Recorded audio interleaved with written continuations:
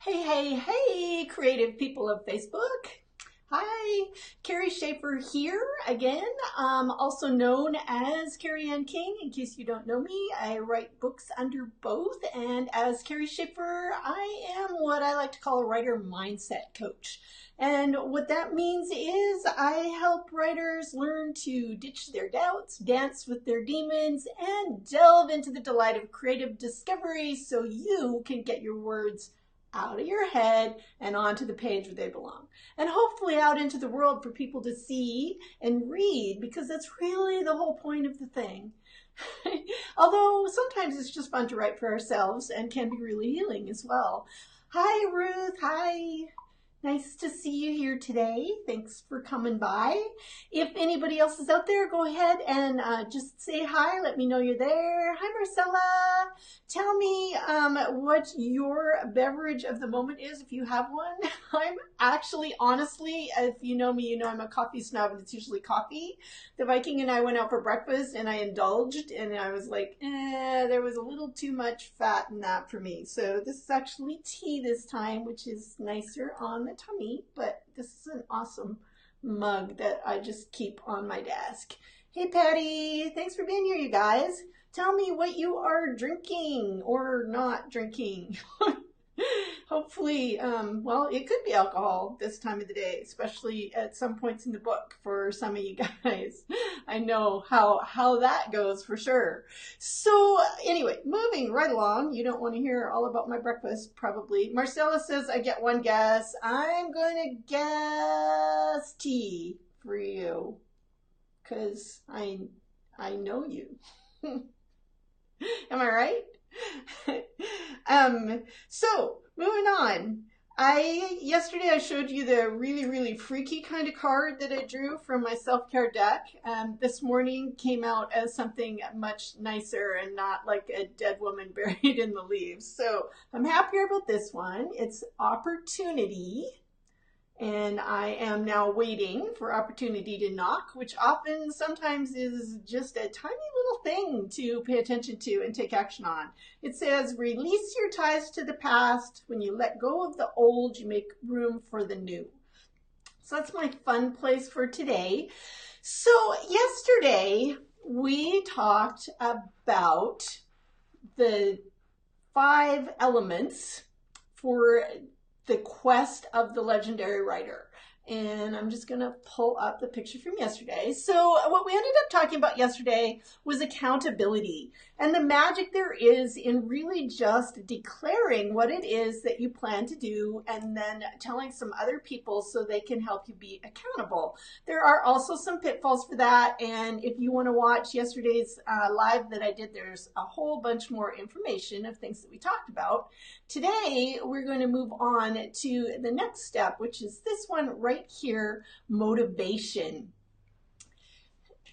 And like I said yesterday, I got these ideas from as I was pondering and mulling. What is it about the NaNoWriMo National Novel Writing Month that is so successful, makes it so successful for so many people? And these are things that I pulled that really worked for me, that helped me the first time I did NaNoWriMo to move from a place of basic inertia to actually regularly, consistently writing from that point forward. So the first one was the accountability factor, and the second is motivation. Now, motivation is a topic that can go a whole lot of different directions. And actually, I'm curious, for those of you who are here listening, what is it that motivates you? If you can tell me in the comments, then I can share that with other writers as we go forward, what the things are that work for you. I'm going to talk about things that work for me. And I think that motivation is kind of a combination of momentum and belief. There are a couple things that stop us from getting to our writing. One of them is the momentum factor. An object that is inert, as physics tells us, tends to want to stay that way. And it's difficult to pry it loose and get it back into motion. The other thing that is really difficult for us as writers is that belief thing. especially if we haven't started or not started, or if we're stuck. That trying to believe that we actually can do this thing that we want to do, trying to picture ourselves as somebody who is capable of doing this thing that we want to do. And sometimes that just seems so very far away that it's difficult to get motivated to actually do the writing that we need to do in order to get to the place where we want to be.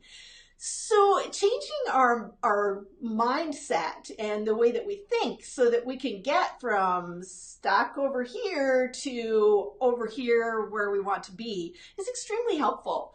One really fun thing I actually forgot about that I did at the retreat that we did recently was to have people go look in the mirror and say out loud to themselves in the mirror, "This is the face of a successful writer." And I invite you to give this a try. As a matter of fact, I invite you to take a picture later and share it on the comments of this post of yourself. So screenshot, "This is me. I am a successful writer." Acknowledging that this is where we're headed and where we want to be really helps to shift that motivation for us to be able to be moving forward. One of the things NaNoWriMo did now with motivation was you got your weekly letter or more email from an author who's on the way, done the thing, talking about what might get in your way and then giving you a little pep talk. And pep talks are extremely helpful. You can give them to yourself or you can get them, from somebody else. That helps a lot. But we still have that tendency to get stuck, and the belief thing is huge. So I want to talk about some other ways to get past that work for some people. Some of them don't work for me, and so that's one reason why I'm curious about what works for all of you. So one of the things, I have a friend who does stickers. So every month she has a calendar and she puts on there what she's going to accomplish, and every day that she achieves those things, she puts a sticker on the little square, and for her that's really motivating. Now for me, really, I tried it and I was all excited because I went and got these awesome stickers and I was really wanting to put the stickers on the squares, but I'm honestly just not organized enough to, for one thing, write the things on the squares every day and then to actually put the stickers on there. I just never got there. It didn't seem to be a thing that was motivating for me. Now, chocolate is motivating for me. But I don't have any willpower. So, it's one of those things where I know friends who will lay in a supply of their favorite snack, and then when they've written a certain number of words or reached a certain goal, then they're allowed to have one. If I have chocolate on my desk, really frankly, I'm just going to eat the chocolate, and that does not work for me as a motivating factor. Ruth says accountability works, being in a class, and an online poetry group. So needing to have something to show for them. So that goes back to a lot of what we talked about yesterday, Ruth, with the accountability being extremely helpful.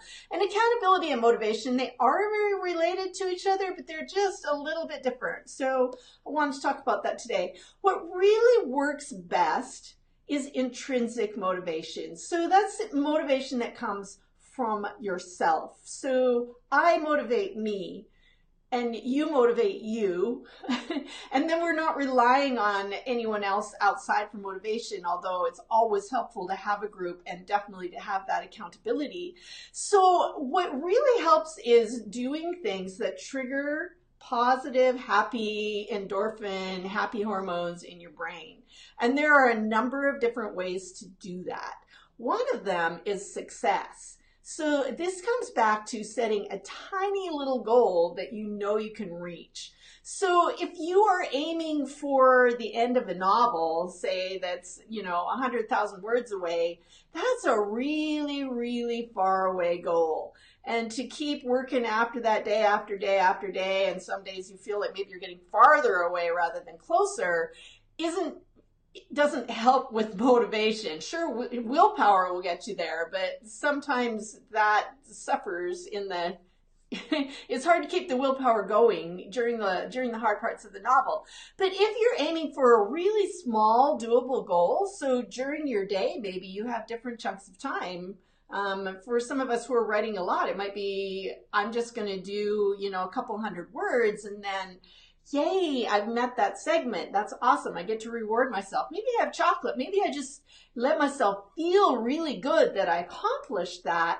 Then you get the little rush of pleasure chemicals that you get from accomplishment. And then you want to do it again. And that makes it much easier to sit down, aim for another small chunk, and keep going till you get to the end of the day. And by the time you know it, you've knocked off a whole lot of work. And it seems easy because you've been motivated to get there instead of, chaining yourself to the desk and working really, really, really, really hard and it being suffering and pain, right? Because none of us like suffering and pain. Actually, hands up if you like to suffer. And I should say some of us do kind of like to suffer. We have that martyr thing going. So if that actually works for you, then own it and go with that. If you're a martyr and you need to suffer for your art, then feel free. Absolutely. Life is short and I like to be happy. So I tend to go other routes for that. So another way to get those happy hormones going in your brain is to stop and remember what you love about what you do. Some days that's hard, especially if you're writing something that seems like it's not working and you're not sure where you're going or you're blocked. But to just sit down, take a few minutes and remember what it was that you loved about this project in the first place, what it is that you love about writing, and what it is about this particular project that really lights you up. So for me, I am in a little bit of a hard place with my book. Today, I got online to do my writing this morning during one of the virtual write-ins that we run at League of the Legendary. And I really didn't get very many words and it wasn't going very well. But what I did was give myself permission to go back to what I do know that I love about this book, which is my main character. So I'm remembering why I love her, what it is about this book that really talks to me and hooks into my emotions, and then going back and giving myself permission to tap into that for a little bit to give me the motivation to keep going forward. Does that make sense to you? To do that kind of thing, to take that minute to just really remember what you love. So Ruth, if you're writing poetry, coming back to maybe just sitting with the love of words for a little bit and how there's music in that when they come together in just the right way, and how that really wonderful feeling is when you know that you've got a line right in a poem. I love that too. I haven't written poetry for a while, but I still have that when I'm writing books. Whenever I think that I actually got a line, a phrase, a paragraph that really sings to me, that's an amazing emotional rush. So coming back to that, letting that motivate you and guide you forward. Having other people around you who are writing is a little bit different from accountability as well, because it's that moving forward, that forward motion thing of feeling like people are also doing the thing, helps you to believe that you can do it too, and also just kind of creates that momentum that keeps you moving forward.